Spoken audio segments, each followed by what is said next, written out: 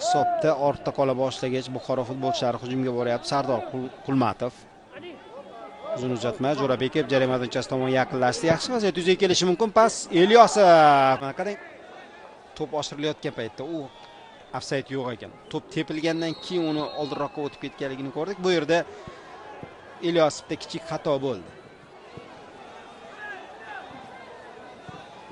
Javohir to'pni qo'lidan chiqarib yubordi qaytarishda. Urib yubormoqchi edi, urilib darvozaga kirib ketdi. Lekin bu va Buxoro ikkinchi golni urdi. Do'stlar, yana Jo'rabekovmi yoki Norxonovmi?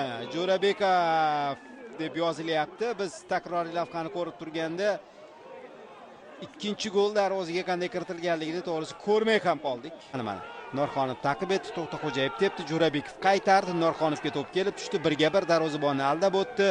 Himoyachi ulgurmadi, Norxonov hisobni 2-1 ga o'zgartirdi.